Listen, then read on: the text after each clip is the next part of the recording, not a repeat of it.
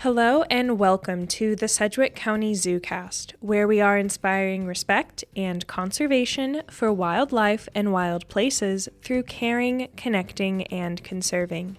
I'm your host, Emily Bishop, and today on the ZooCast, we'll be sitting down with Zookeeper Andrea Porch to talk about zebras.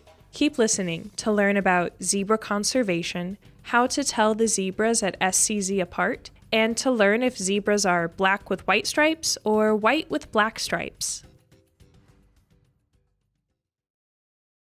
Thank you so much for joining us today on the ZooCast. So if just to get started, you could give an introduction, talk about who you are and what you do at SCZ.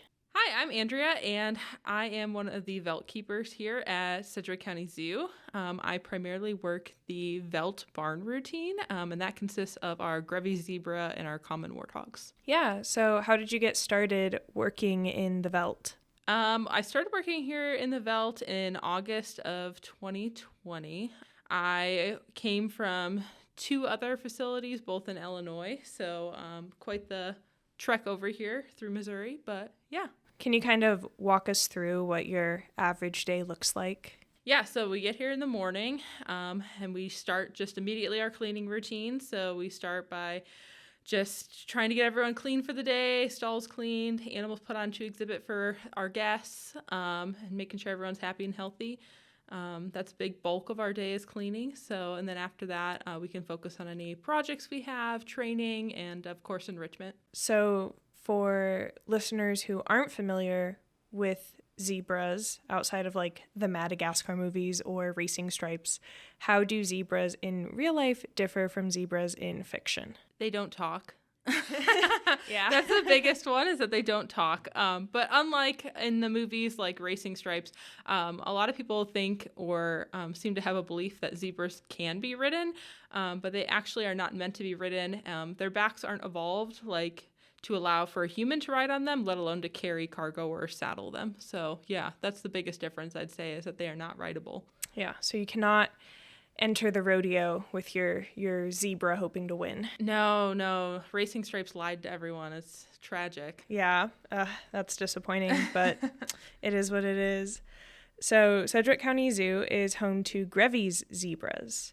Can you talk about how they differ from other species of zebras? Yes. So Sedgwick County Zoo is home to the Grevy zebra. There are three species of zebra: the Grevies, the plains, and then mountain zebra.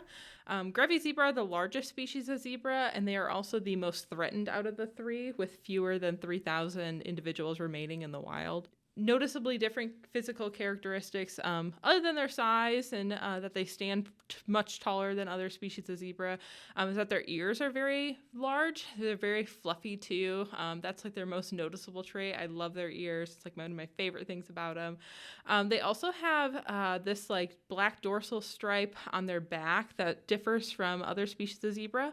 And they also have a brown muzzle as compared to other zebras who do have a black muzzle. And then their bellies are white. A lot of other zebras have stripes that go and cover their bellies or extend down through, but their bellies actually are white, and you'll actually see that their stripes kind of end at that bottom of the rib cage, and then their bellies are white. So that's something that's very unique.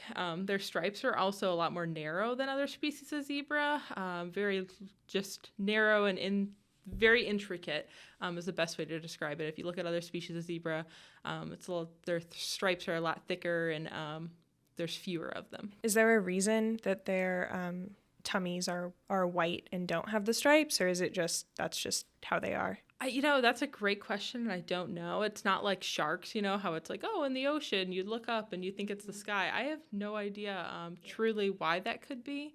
That's a great question, though. Do all the zebras kind of share territory as far as like they're found in the same areas, or are they more geographically dispersed? Yeah, that's a great question. So every different species of zebra has a different niche that they kind of are, I don't want to say assigned to, but responsible for. So we'll talk more about that later. Yeah. But I just wasn't sure if they share like land, if they can be found in the same countries or the same area, or if they're more split. Like some are only found in like northern areas, some are only found in southern or eastern areas. Gotcha. Yeah. I'm sure there are some populations that overlap here and there, but because they all have those different niches, like I was saying earlier, they probably aren't too, likely to be found together. Yeah. Okay. 2 zebras call SCZ home. Can you tell us about them? Yes, this is my favorite part. I was waiting to get to this. So we have 2 female zebras here at Sedgwick County Zoo. Like we were talking about, they're both Grevy zebras. And they're actually both 4 years old, and they'll turn 5 this July. So they have been here at SCZ since October of 2020. And they are moved here on an SSP recommendation from Zoo Miami.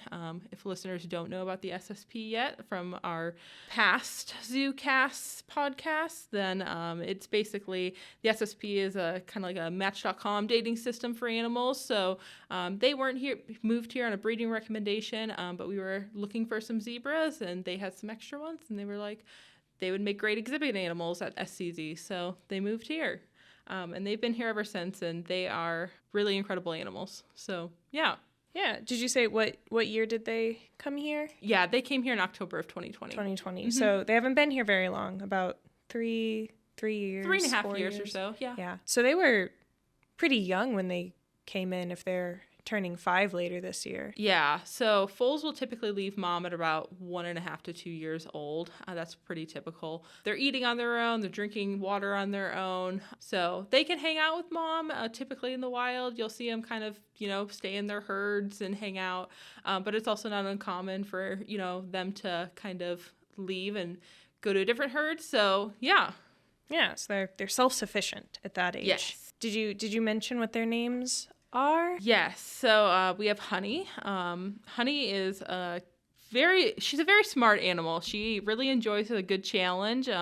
She excels at training, and she seems to really favor enrichments that are puzzle based. So we have like some Culligan water jugs with holes in it, and then we have like Nose It treat balls. If anyone has horses, they'll immediately know what those are. They love those as well. And then we fill them with an appropriate amount of apple wafers, alfalfa cubes, or even some of their favorite fruits and vegetables like apples, carrots, sweet potato. And you'll oftentimes see them bopping them around with their nose. Sometimes they'll kick them with their front feet and just kind of have a good time with it. So she seems to really enjoy those. Louise, on the other hand, she's very athletic, very energetic, very boisterous, loves to keep Honey on her toes. If you ever are at SCZ and you see them kind of running around the yard, I can almost guarantee that Louise is the one that started it, because she just loves to get things going. She's very motivated to train, and she's well known for, and if any of the vet staff is listening to this, she does these really cute little stomps after she completes a behavior. She seems very proud of herself afterwards. It's really funny. Very enjoyable to watch. She's usually, like I said, the instigator of play, and oftentimes can be seen mouthing Honey and trying to get her to play as well. So yeah. Can you talk a bit about some of the behaviors that you train within the zebras? Yeah, so because they're the largest species of zebra, and we're trying to move towards modern day being able to work voluntarily on a lot of our hooves, we are working towards that goal. So that requires us to be able to touch them and desensitize them to a lot of different touching. So our girls are pretty good at allowing me to put my hands on them and touch them kind of from about where their ear is all the way down to their hoof. So I can touch all of that. They will do voluntary injections. So their yearly injections, rabies and West Nile, that's all done voluntarily. So we can do all that voluntarily. They just present their kind of their shoulder and neck for it. We could do shoulder or neck. And then Louise actually is trained for a hip one too. So she'll present her hip. We're working on blood draws right now, so that's really exciting. Our vet team is really great about making time to come down and be a part of that and be a familiar face for them. So shout out to them. I definitely appreciate it. I know you said the Grevy zebra is the biggest species. How big are they? So our girls range in weights. It kind of varies throughout the seasons, obviously, just like, anyone else. I eat a little bit more sweets when it's colder outside. So just like our girls, they gain a little bit more weight. So in the wintertime when they're in a little bit more. So they range anywhere from like 800 to 900 pounds, give or take, on the season.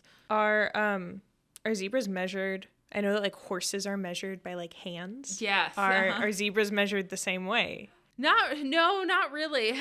We've never tried to like measure their like height. So we just go by weight, and that's the most accurate thing for us and for our vet staff too. If we ever have to put them under anesthesia or deliver medications to them, knowing their weight is really helpful. So that's the only thing that we really look for. Obviously, if we ever had a calf or something and they didn't seem like they were progressing, then it would be something to consider of, can we measure this animal? But we've never ran into that issue. Do you have any tips and tricks for guests coming to visit SCZ to be able to tell Honey and Louise apart? Yes. So Honey I most commonly describe her as, she seems just a tad bit shorter than Louise and kind of stockier. A little bit shorter and stockier, a little bit rounder too. And then Louise is more like legs, and she's just all legs, and she's kind of taller. And like I was mentioning earlier, Louise is normally the one kind of pestering Honey and trying to get her to play. But otherwise, Louise does have a pretty long brown stripe extending up her muzzle. Earlier I mentioned how their muzzles are brown, so that brown stripe just extends up. And that's probably one of the easiest ways whenever a new employee starts or someone just wants to know how to tell them apart, a guest. That's the number one thing I tell them is look for that brown stripe that extends up, and that is Louise, and then Honey is the other one. So our zebras can be found at the African veldt habitat, but what is a zebra's habitat like in the wild? The habitat in the wild looks very arid, so very dry, only receives little precipitation. Also can be semi-arid, so they receive a little bit more than a little precipitation, but that is what their habitat looks like in the wild. And they're found just in Africa? Yes, just in Africa. So they were once widely found across the Horn of Africa, but now unfortunately they are reduced to central and northern Kenya and southern and northeastern Ethiopia. So yeah, that's where they're mostly found. What ecological niche are they fulfilling in their environment? So the Grevy zebra occupy the niche between the water-dependent plain zebra and the arid-adapted wild ass, living in arid and semi-arid habitat comprised of grass and shrubland with permanent water available. Can you elaborate a little bit more on what that means? So the Grevy zebra actually can go about 5 days without water. So the water-dependent plain zebra, they need water and depend on water, and are commonly found around water. And then more arid-adapted animals like the wild ass, they're more used to very dry climate, where there might be less like grasses and shrubbery to graze on, so they kind of meet that niche in between. So they can go longer without water, and they also actually, and I recently found this out too, is that they'll actually be kind of like browsers sometimes. So when we think of the zebra in general, we think of grazers just like horses, but they've actually started to become kind of browsers. So they'll browse sometimes, but primarily they want to graze. That's what zebras do, but they'll actually browse too. So that's kind of what we're talking about when they are kind of like meeting in between that water-dependent plain zebra and then that arid-adapted wild ass. So they kind of, their role is to help keep like the grass a little shorter, the browse a little cut back. Yeah. Mm-hmm. Yeah. Can you talk about zebra conservation efforts? I would love to. This is my favorite part. So here at SCZ, we support the Grevy Zebra Trust.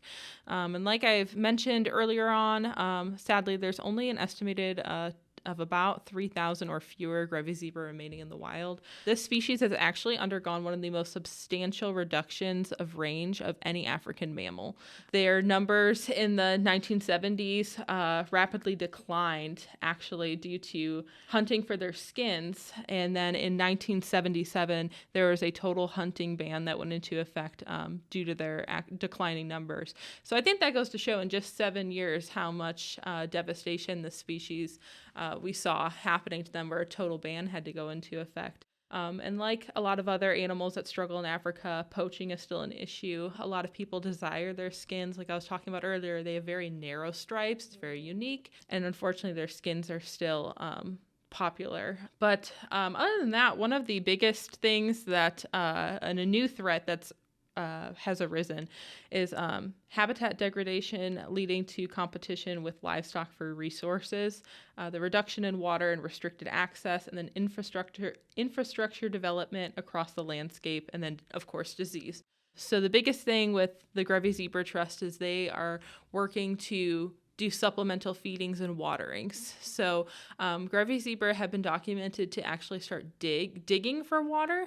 So they'll use their hooves to dig to try to find water sources. They'll dig to try to find that.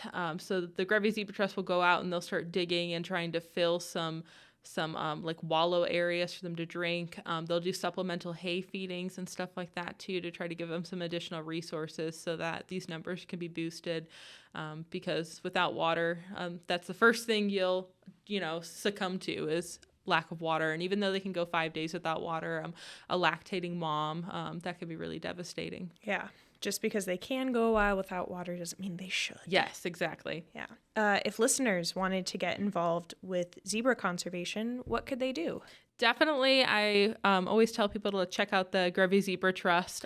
Like with a lot of conservation organizations, monetary donations always help to provide these struggling populations with supplemental feedings and waterings, supplies, additional resources to be able to do the things that they do. But if you're actually interested in doing any hands-on work, the Great Grevy's Rally is an opportunity for people to become a citizen scientist and go out into the field and actually help collect data on these endangered equine. So to expand on that a little bit, you go all the way to Africa and you kind of are alongside their team. We've had a couple of one of our staff members go out there one time and help them out. And it's pretty incredible what they do. So they basically go out and just have people take photos of the right side of the zebra, because like every single person, we don't have the same thumbprint, and same with zebras, they don't have the same stripe pattern. So they can identify these animals and say, we have been seeing this animal for several years now, or this is a new animal. So maybe this is an animal that was born, in between the 2 years that we do this.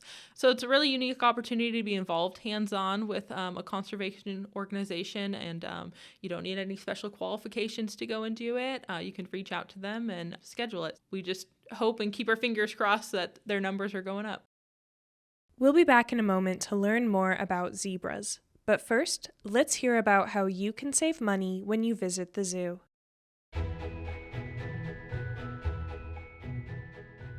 Every Wednesday from November through February, enjoy Winter Wednesdays at the zoo. Admission is discounted all day. Maybe watch your favorite animals frolic in the snow, step into the tropics building to warm up, or sip on a cup of cocoa from the bistro. Additional information can be found at scz.org. Bundle up and come on down to the Sedgwick County Zoo for a wild Winter Wednesday.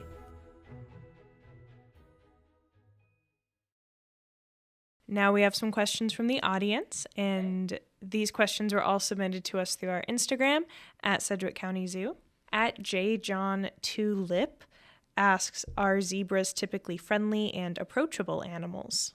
If you were to go out into the wild in Africa, I would probably say no. Just like a lot of our animals here, and being in human care and managed care, they're very used to us.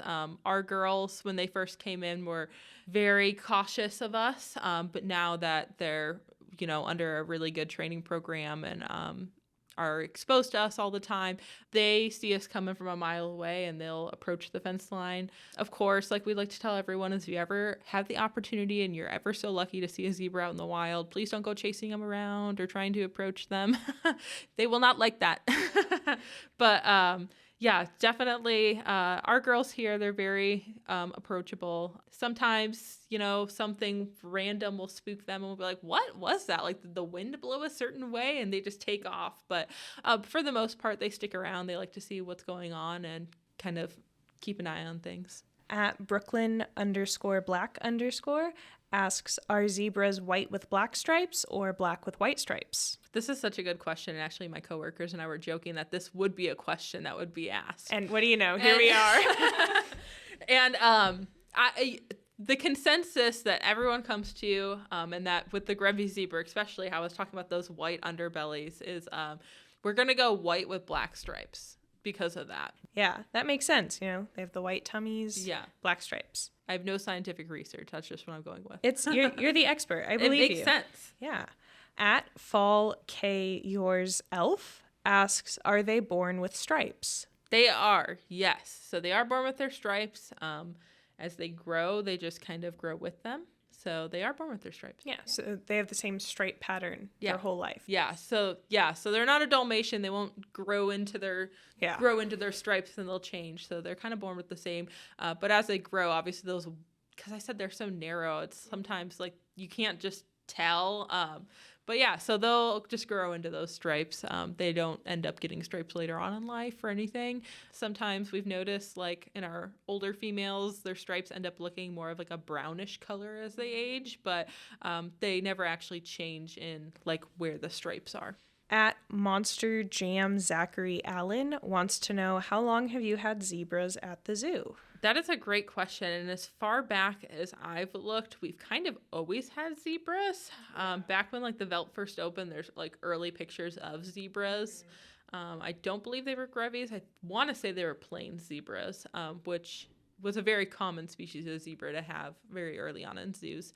But we've been a part of the Grevy Zebra Trust, and we've had Grevy zebras for quite a while now. I couldn't actually put a date on it, unfortunately, but we used to breed zebras here, and we had a male at one point, but we've since moved on from that, and now we just house females, so we've had quite the amount of zebras here. Yeah, at least since like the 70s. Yeah. So at Biz Snipe asks, can you shoe a zebra like you do a horse? That is a good question. So short answer, yes, but only in like extreme circumstances. So if we had a zebra that's had really bad hoof problems, we could look into that. Like there are some giraffes that have been shoed before, not like the traditional like iron horseshoe, but so I mean it could be a possibility. I mean the biggest thing is like white line with zebra sometimes, but those are things that you can manage through voluntary hoof trims and just regular hoof trims in general. But I've never heard of it. It's definitely something now that I kind of want to look into. Yeah. I mean, they are hoof stock. Yeah. So maybe. And finally, at Liberal Bias asks, what purpose do their stripes serve? Are they decorative or do they help them hide in their native habitat? Yeah, that's a great question. So zebra, like a lot of hoofstock are herd animals, so you're going to see them in groups of, at least 20 plus out in Africa. And those stripes, when you're in a big cluster group like that, if any prey animals are kind of looking for a snack, so they'll see a zebra, but those stripes kind of like cause disorientation. So they can't actually pick one zebra and go for it because they're kind of all over. So, zebras are very smart, and they'll usually be on their tippy toes, I'm sure, out in Africa. They are here too. So when they start moving like that in fast speeds and they're in large groups, it can be very hard for a predator to tell one zebra from the other because it's just such a large group of these moving stripes just kind of going all around. So yeah, they do serve a purpose. It's mostly to try to avoid predators, especially those little calves too, little foals. You don't want to see those guys get eaten at all. Before Andrea and I finish our conversation about zebras, let's hear how you can experience more perks when you visit the zoo.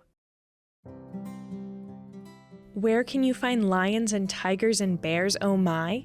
At the Sedgwick County Zoo, of course. Feed a giraffe, ride a train, and learn all about your favorite animal. And zoo members get to experience even more fun. For as low as $85 per person, you get to experience unlimited visits to the zoo, early entry, discounts on special events, and early access to the Sedgwick County ZooCast.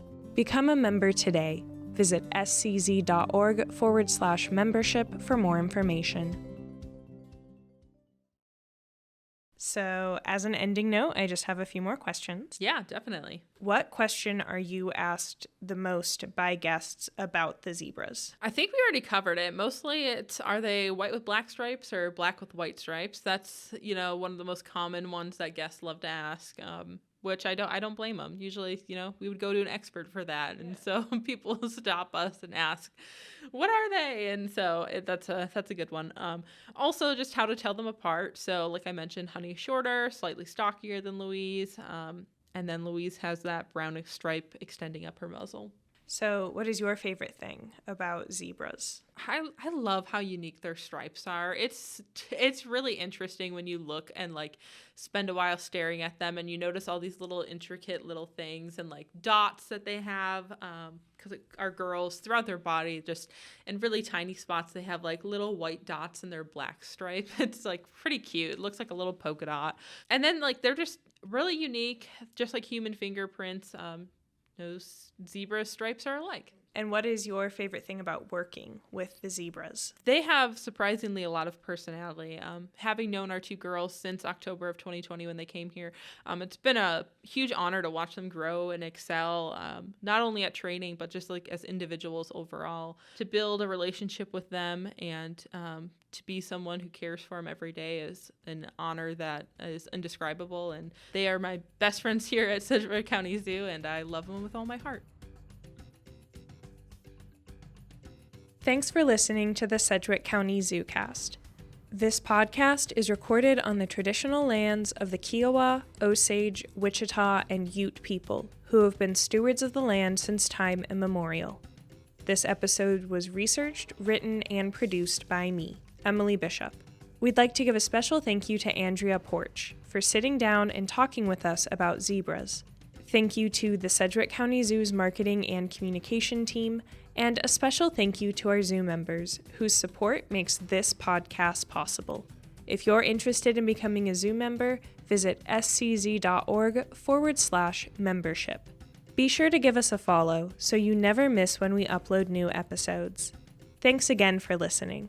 Until next time, I'm Emily Bishop, and this has been the Sedgwick County ZooCast.